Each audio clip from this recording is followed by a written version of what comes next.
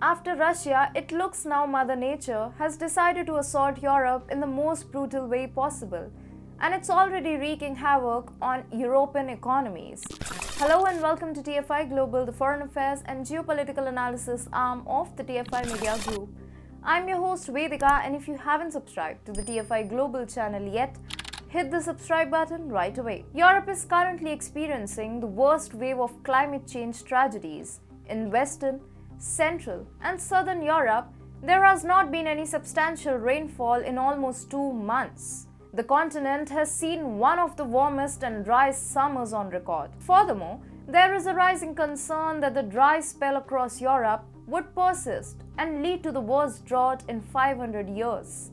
The European Commission's Joint Research Centre has warned that drought conditions might get worse this week and potentially affect 47% of the continent. To be honest, even this cautious estimate does not fully represent the extent of the possible damage. No country in the continent has been spared by the heat of this drought.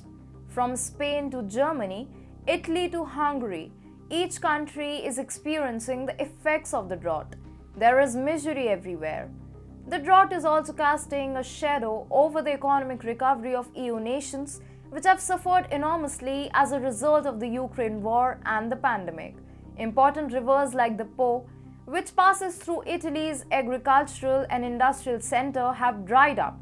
This means Italy's already underperforming economy would also suffer the wrath of the Mother Nature. In Hungary, water levels on the Danube River have been sinking toward critical levels in recent weeks, while parts of Lake Velence to the southwest of Budapest have dried up, raising concerns of grave food shortages. Germany's case is no different. Contago, a German container transportation company, has suspended the majority of its inland shipping activities on the upper and middle Rhine due to the low water level.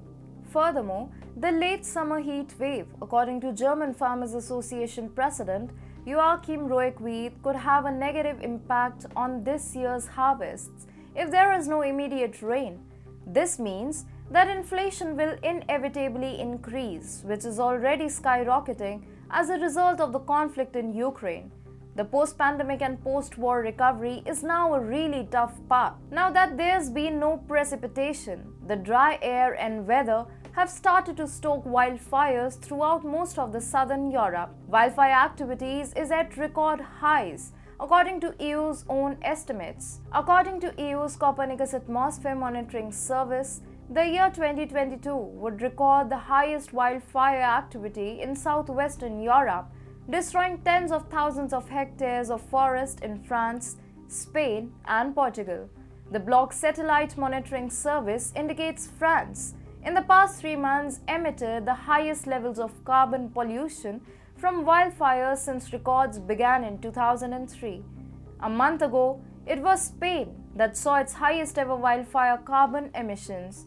A harsh summer also means a harsh winter. These droughts have begun to pose a challenge for EU countries as they continue to address infrastructural issues or gas shortages ahead of the winter.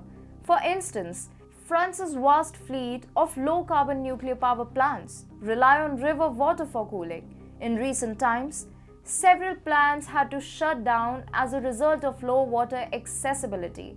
And that's just the tip of the iceberg. Due to water shortages, the EU is also having trouble transporting coal, cooling nuclear facilities, and producing hydropower. As a result, keeping homes, workplaces, and industries warm throughout the winter will undoubtedly become a Herculean job for Brussels. Europe has indeed been hit by Mother Nature. The EU's coordinated effort to combat climate change is collapsing. In addition, since the drought has only recently begun, the future looks much more dreadful.